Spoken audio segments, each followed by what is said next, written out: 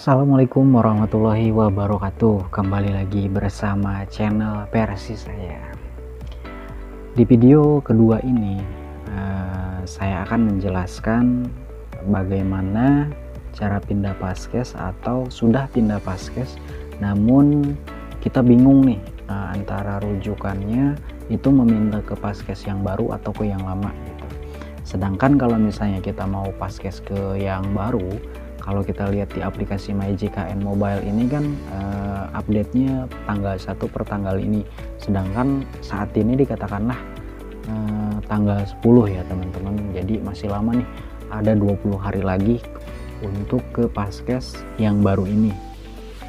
Lalu kalau misalnya kita mau pindah atau minta rujukan ke paskes yang lama atau yang baru aja kita ubah ini, itu jauh. Makanya kita merubah paskes ke yang baru. Jadi kita dilema nih, gimana caranya antara ke yang baru jauh dan ke yang ke yang lama jauh, tapi ke yang baru ini dekat cuma berlakunya di tanggal 1 gitu kan. Kita akan bedahin ya. BPJS sendiri mencatat 207 juta penduduk Indonesia, setara dengan 80% dari total penduduk Indonesia saat ini telah menjadi peserta Jaminan Kesehatan Nasional atau JKN ya. Nah, karena kartu ini berbasis domisili, wajar timbul pertanyaan bagaimana cara menggunakan BPJS di luar domisili.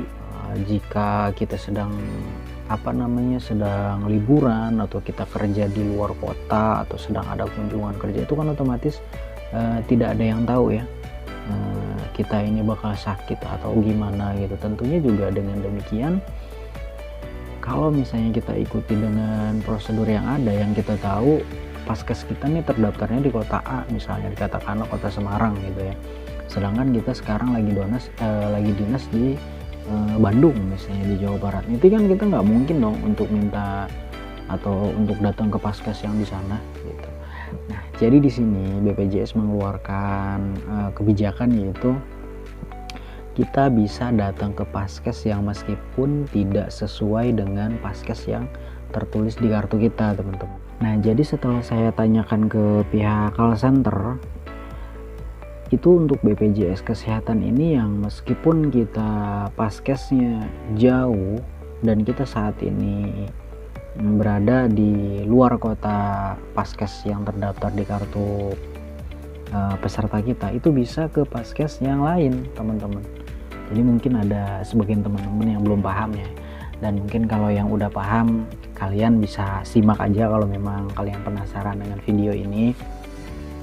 Nah, untuk yang tidak tahu, ini kalian bisa gunakan di paskes yang bukan dengan sesuai yang di kartu gitu. Misalnya di paskes ini sesuai kartu kita ini di kota A yang tadi saya katakan, terus kemudian kita berobatnya itu di kota B. Ini bisa gitu, dengan catatan kita bisa menggunakan paskes kunjungan. Nah, paskes kunjungan ini hanya dikasih kesempatan 3 kali ya teman-teman, 3 kali kunjungan dalam 1 bulan gitu. Jadi kita bisa manfaatkan nih untuk 3 kali kunjungan ini, entah itu kepala kita lagi pusing atau kita butuh pengobatan atau kita memang lagi butuh tindakan untuk rujukan ke paskes atau ke rumah sakit besar gitu. Nah, ketiga ini kita harus manfaatkan dengan baik, teman-teman. Jadi kalau memang teman-teman ada kesulitan atau memang pihak paskesnya itu bersikukuh tidak menerima, ini belum update di sini, update-nya tanggal ini, kalian bisa telepon call center langsung di nomornya 165, teman-teman. Jadi kalian bisa langsung telepon call center, setelah terhubung maka pengaduan kalian akan langsung ditindaklanjuti seperti itu. Jadi pengalaman saya di lapangan, saya mengantar masyarakat atau mendampingi warga saya yang kebetulan waktu itu pindah paskes ya. Jadi beliau ini berdomisili di kota mana gitu ya. Nah, sedang ada di kampung saya ini, dan beliau menanyakan hal ingin berobat, mendapatkan rujukan, namun paskesnya itu tidak di sini gitu. Nah, untuk kebetulan jenis kepesertaannya beliau ini mandiri teman-teman, cuma Paskesnya tidak terdaftar di kota saat ini dia tinggal gitu. Nah jadi beliau ini datang ke puskesmas di wilayah saya ini, saya antar, kemudian memang saya mendengar sendiri Paskesnya itu menolak gitu, dikarenakan ini Paskesnya masih di Paskes yang lama atau yang di kota tempat dia tinggal gitu. Nah jadi saya katakan ini kok kenapa tidak sesuai dengan peraturan BPJS yang tertulis gitu, bahwa yang mempunyai kepesertaan BPJS ini bisa mendapatkan 3 kali Paskes kunjungan ini gitu. Nah sempat bersikuku bersiteru, akhirnya kita melakukan debat, dan hingga akhirnya saya coba telepon call center dan saya langsung tunjukkan ke operator BPJS atau operator puskesmas tersebut. Mohon maaf, bukan operator BPJS ya. Kalau operator BPJS yang atau humas BPJS dari puskesmas itu tentunya bakal tahu gitu. Nah jadi operator dari puskesmas ini memang benar-benar ditegur lah gitu, ditegurnya pun secara profesional aja gitu. Nah jadi teman-teman tidak usah panik, tidak usah bingung lagi untuk mendapatkan pelayanan. Sebenarnya BPJS ini programnya baik sekali. Saya kasih contoh, misalnya kalian ini mau berobat yang biayanya itu udah tahu memakan biaya lebih kurangnya di atas 10 juta itu. Nah, kalian ini mau daftar BPJS ini baru daftar gitu, baru daftar yang katakanlah iuran pertamanya itu baru 1 kali atau iurannya itu baru 1 kali kalian iurkan. Nah, dikali berapa orang itu, katakanlah kelas 2 gitu, untuk iuran 2 orang jadi 200.000 nih kalian bayar. Nah kalian masuk ke rumah sakit, mungkin nggak sih dengan 200.000 itu kalian bisa dilayani gitu? Jawabannya bisa, dan sangat bisa. Karena kenapa? Sifatnya BPJS ini banyak orang yang belum paham ya. Saya baru daftar atau saya baru iuran 1 kali Kang gitu. Saya baru daftar 1 kali, baru iuran 1 kali, tapi saya takut nggak diterima sama BPJS gitu. Ini hoax ini ya. Udah pasti diterima karena sifatnya BPJS itu gotong royong gitu.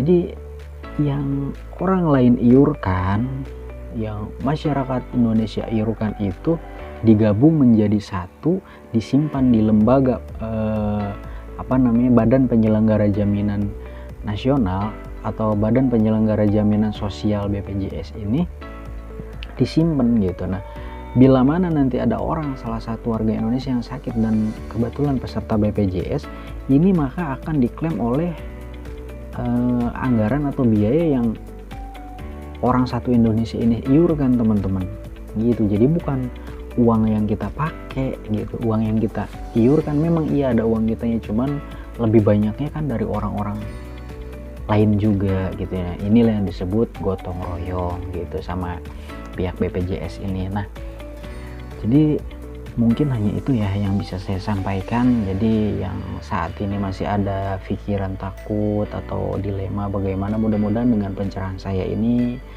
manfaat ya teman-teman. Bagi yang belum subscribe, bagi yang baru tahu channel saya, mohon bantu subscribe. Mudah-mudahan kedepannya kalau memang channel ini maju, channel ini bermanfaat buat teman-teman, saya lebih semangat dan giat lagi untuk berkonten gitu. Dan ini video untuk edukasi saya ya, jadi kedepannya mungkin video saya akan sedikit bercampur-campur, bukannya tentang BPJS kesehatan, ada juga tutorial, ada juga hiburan dan lain sebagainya teman-teman.